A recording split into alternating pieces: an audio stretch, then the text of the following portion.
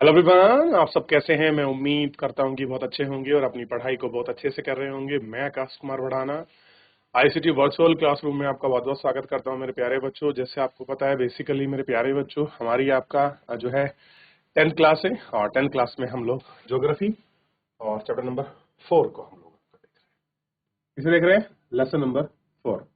और बड़ा ही महत्वपूर्ण है लेसन नंबर 4। ये क्या है? जलवायु, यानी कि क्लाइमेट। और हम पढ़ेंगे क्लाइमेटोलॉजी। क्लियर है? जलवायु, हम कहते हैं ना मानसून बदल रहा है। तो सबसे पहले आप समझिए, यहाँ सबसे पहले क्या है, क्या आप जानते हैं? तो सबसे पहले मानसून को ही समझे। मानसून शब्द जो है उसकी उत्पत्ति अरबी से हुई है। तो मानसून किसका शब्द है? बेसिकली अरबिक शब्द है। और ज्योग्राफो में सबसे पहले अरब के लोगों ने बड़ा इंटरेस्ट था कि मौसम बदलता कैसे, क्यों होता है। उन्होंने इस पर बड़े रिसर्च किए और इसको हम मौसिम कहते थे। और मौसिम का हिंदी रूप हो गया मौसम। और मौसम का अर्थ है एक वर्ष के दौरान वायु की दिशाओं में ऋतुओं के अनुसार परिवर्तन। तो मानसून का मतलब क्या है? एक वर्ष के दौरान वायु की दिशा में ऋतु के अनुसार परिवर्तन। अब कौन सी ऋतु चल रही है? तो अब हम बसंत ऋतु में हैं। कौन सी है? बसंत। शीत मत कहना, पिट जाओगे नहीं तो। कौन सी है? बसंत। आप कहेंगे सर बसंत कैसे है? क्योंकि बेटा बसंत पंचमी आ चुकी है। और बसंत पंचमी क्या है? नए बसंत यानी कि नए मौसम के आगाज है। इसमें क्या होता है कि इस समय फूल आते हैं, नए नए फूल पौधों पर, पेड़ों पर जगमगाते हैं। दिन में टेम्परेचर गर्म होता है, रात को ठंडा सुहाना होता है। तो बोलते हैं सबसे सुंदर मौसम बसंत का होता है। किसका होता है? वसंत का होता है। क्लियर है? ये आपको ध्यान रखना। चलिए हम देखते हैं। पिछले 2 अध्यायों में आपने हमारे देश की स्थलाकृति यानी कि लैंडस्केप, अपोहा यानी कि ड्रेनेज सिस्टम के बारे में पढ़ चुके हैं। कहां पर पर्वत है, कहां पर पठार है, कहां पर मैदान है, कहां पर मानसून है, अरावली, सारी पहाड़ी पर्वत के बारे में सब पढ़ चुके हैं। और पिछले चैप्टर हमने पढ़ा नदियों के बारे में। क्लियर है? नदी आपने पढ़ी है ना कि भाई कहां से हिमालय पर्वत के 3 सिस्टम है। पहला सिस्टम आपने पढ़ा सिंधु रवि, आपका रिवर सिस्टम, सिंधु नदी का जल तंत्र। क्लियर है? फिर आपने उसके बाद पढ़ा था ब्रह्मपुत्रा का, फिर उसके बाद आपने गंगा का, ये बीच में गंगा का पढ़ लिया होगा। सिस्टम पढ़ चुके हैं। किसी क्षेत्र के प्राकृतिक पर्यावरण को समझने के लिए आवश्यक है कि 3 मूलभूत तत्वों में से 2 तत्व हैं। इसमें आप तीसरे तत्व यानी कि अर्थात हमारे देश के वायुमंडल की अवस्था को पढ़ेंगे। तो 2 को हम पढ़ चुके हैं। एक को हमने स्थलाकृति को पढ़ लिया और दूसरा अपोहा तंत्र को पढ़ लिया और तीसरा इसमें वायुमंडल को हम पढ़ेंगे। तब हम बता सकते हैं कि यार उस क्षेत्र की ज्योग्राफी कैसी है। लैंडस्केप देखकर, वहां की नदियों को देखकर और वहां के एटमोस्फेरिक जो वहां का पूरा अपना क्लाइमेटोलॉजी है उसको देखकर हम बता सकते हैं कि भाई स्थिति क्या होगी।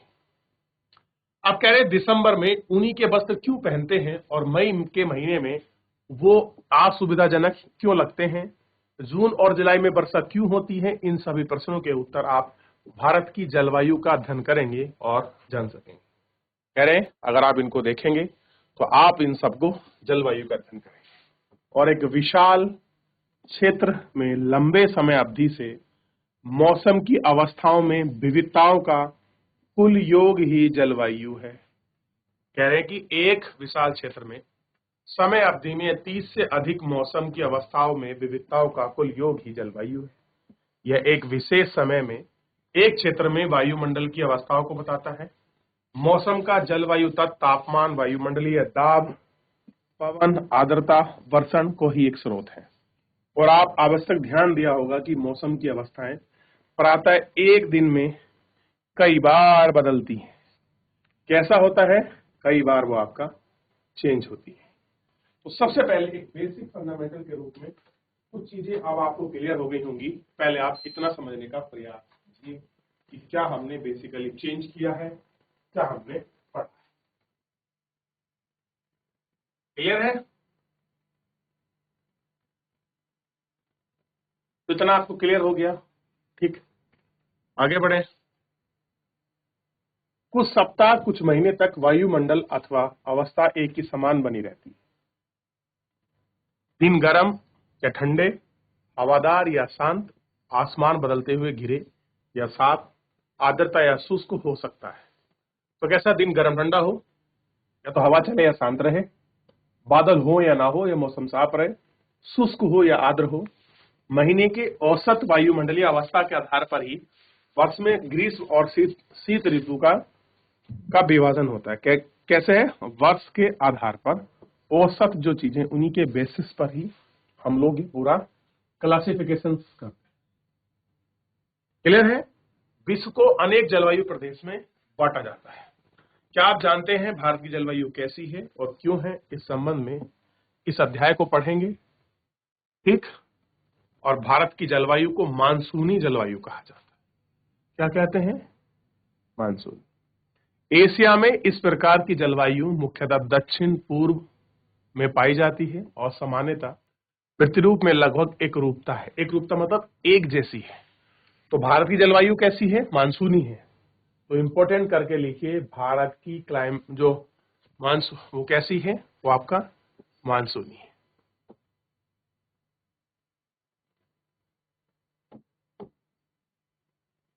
ध्यान रहेगा, कैसी है?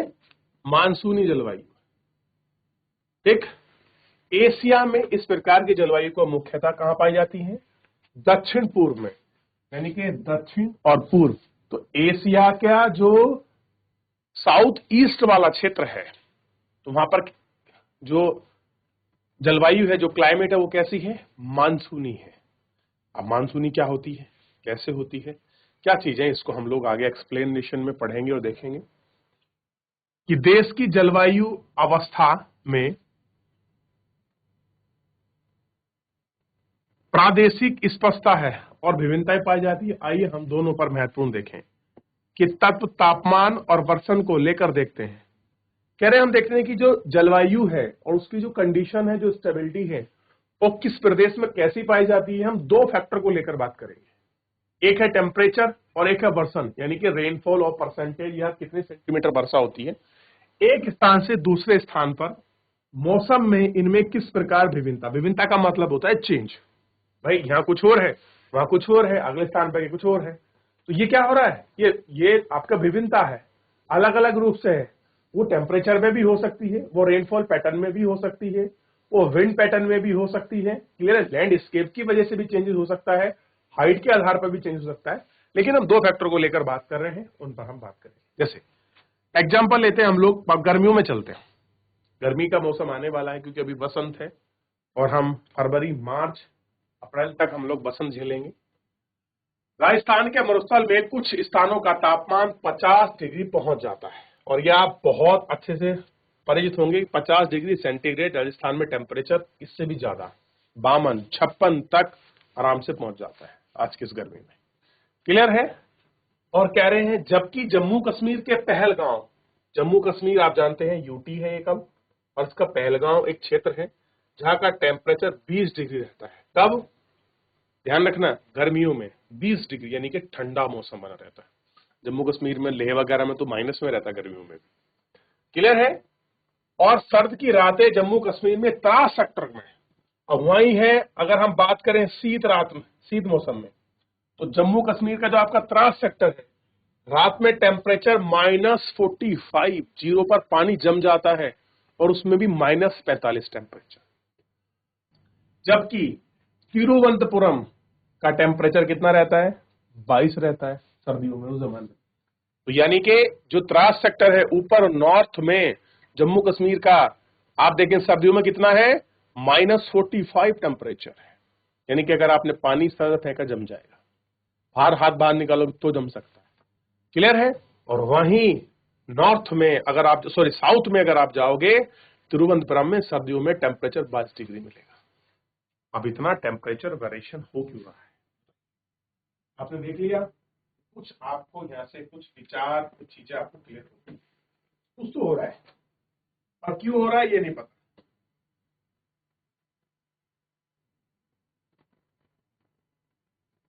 तो बेसिकली डिपेंड करता है कि समुद्र से दूरी कितनी है, हाइट पर कहाँ है, किस लैटिट्यूड पर है, किस अक्षांश पर है, ये भी बहुत ज्यादा जरूरी करता है टेम्परेचर वेरिएशन के लिए।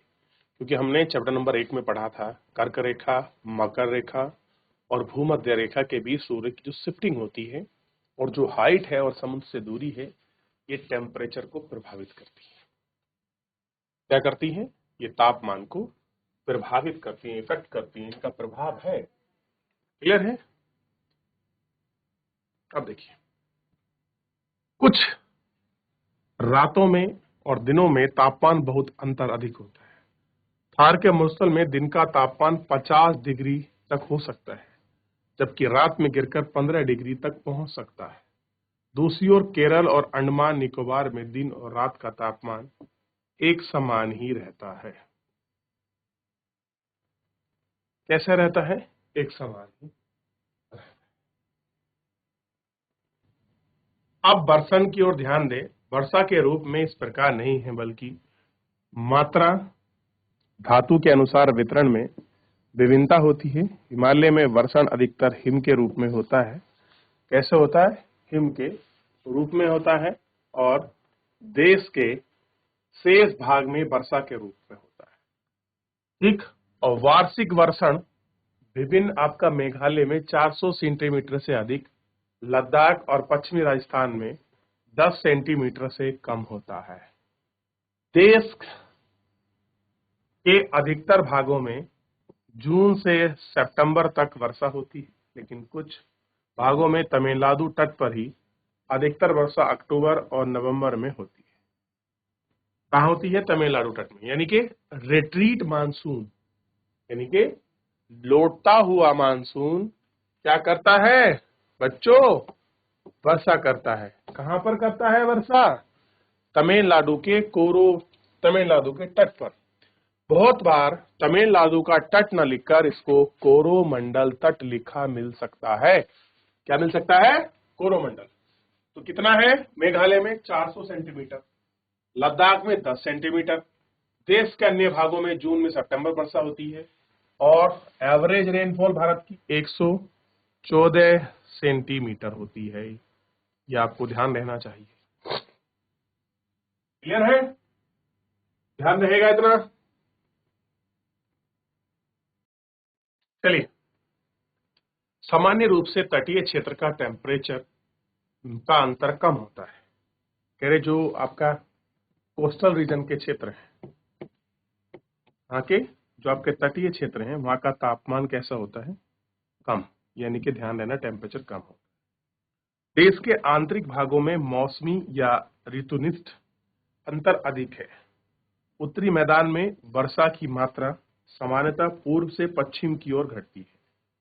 पूर्व से पश्चिम की ओर, जैसे आप नॉर्थ ईस्ट से आप उत्तर की तरफ चलेंगे तो वर्षा का जो परसेंटेज है या उसका जो सेंटीमीटर है, जैसे मान लीजिए वहां 400 हो रही है, तो जितना पश्चिम में जाओगे उतनी कम हो जाएगी। इसलिए रेगिस्तान, जब आप राजस्थान गुजरात देखते हैं, वहां पर पश्चिमी कोना है, वहां पर वर्षा नहीं होती, ना के बराबर है। 10 centimetre 50 centimetre on average rainfall है। और विभिन्न वहां लोगों की जीविका पर विविधता लाती है। कह रहे जो यही वर्षा है लोगों की आजीवन पर प्रभाव करती है। भोजन, वस्त्र और घरों के प्रकार में ये हमको आपका अलग अलग रूप में आपका दिखाई देती है। क्लियर है? हम इसको देख सकते हैं। राजस्थान के घरों में दीवार की मोटी छत पर और चपटी क्यों होती है? कह रहे आप अगर राजस्थान जाओगे तो वहां घरों की दीवार आपको मोटी मिलेगी और छत चपटी मिलेगी। इस तरीके से देखिए, छत का मतलब ये है कि अगर टेम्परेचर आए तो इस तरीके से वो एनर्जी को रिलीज कर दे, हिट को। मोटी होगी, मोटी होने का मतलब है कि अगर मोटी होगी तो जो टेम्परेचर है वो उस दीवार को पूरी को हीट नहीं कर पाएगा।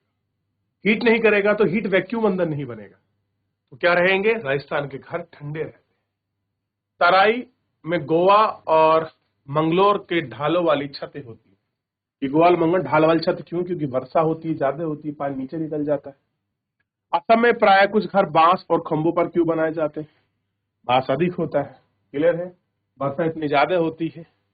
क्लियर है? तो ये सारे रीजन हैं, ये सारे फैक्टर हैं।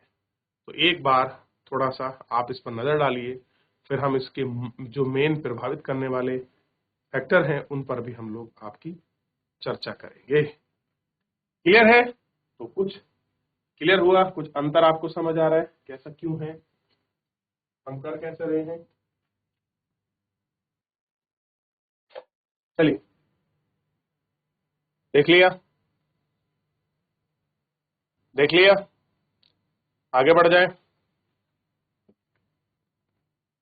अब बात करते हैं हमारा जलवायु प्रणाली संयंत्रण। किसी भी क्षेत्र में जलवायु को नियंत्रित करने के 6 प्रमुख कारक हैं, या ऐसा कह सकते हैं किसी भी क्षेत्र में कोई जलवायु पाई जाती है उसके डिफरेंसेस या उस जगह वो वायु ऐसी क्यों है उसके 6 फैक्टर ही डिपेंड करते हैं। तो अल्टीमेटली उसको नियंत्रित करने वाले उसके होने में इन 6 फैक्टरों की महत्वपूर्ण भूमिका है।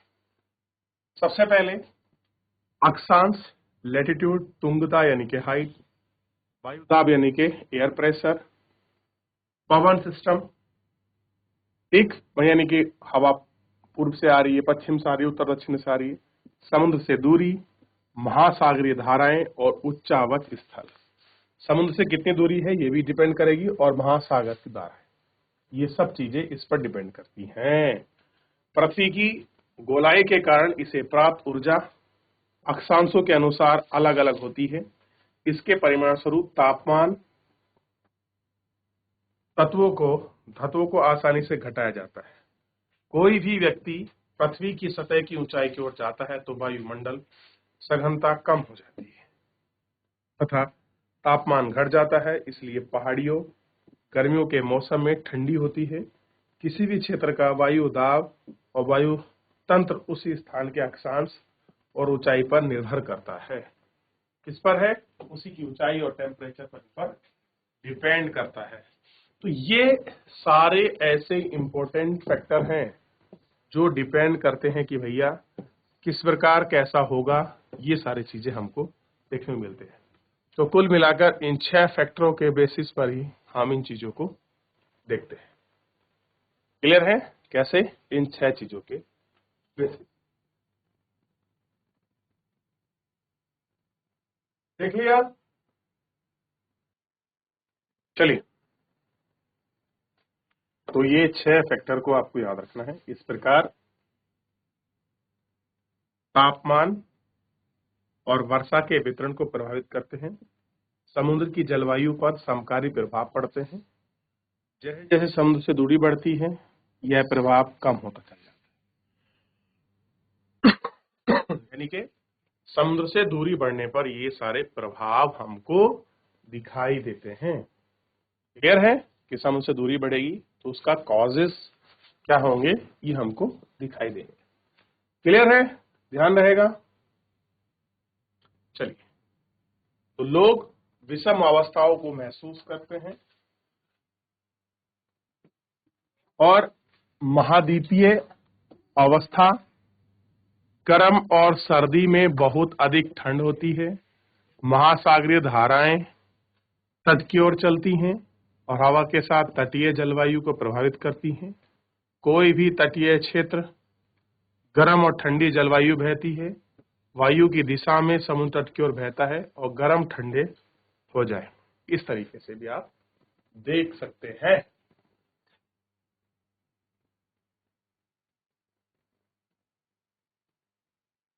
क्लियर है? तो आपको ये सारे अंतर आपको दिखाई देंगे। क्लियर है? चलिए एक बार देख लीजिए कि उन 6 जो हम कारक पढ़ रहे हैं क्लाइमेटोलॉजी को इफेक्ट और कंट्रोल करने वाले चीजों को, आई होप कि आप उनको अच्छे से कुछ समझ पाए हों, चीजों को देख पाए हों कि क्या उनका इफेक्ट है, इम्पैक्ट है, कैसे कैसे प्रभावित होते हैं। चलिए तो इन पर बात करेंगे। फिलहाल मेरे प्यारे बच्चों, आप एक बार घर पर जाकर चैप्टर को रिवीजन कीजिए, अच्छे से पढ़िए। कोई डाउट कोई क्वेरी बनती है तो आप मुझसे पूछ लीजिए कि क्लियर है। तो फिलहाल मेरे प्यारे बच्चों, आज के इस लेक्चर में इतना ही। मिलेंगे नेक्स्ट लेक्चर में। तब तक अपना ध्यान रखिए, स्वस्थ रहिए, अपनी पढ़ाई को बहुत अच्छे से करते रहिए। मुझसे जुड़ने के लिए आपका बहुत बहुत धन्यवाद।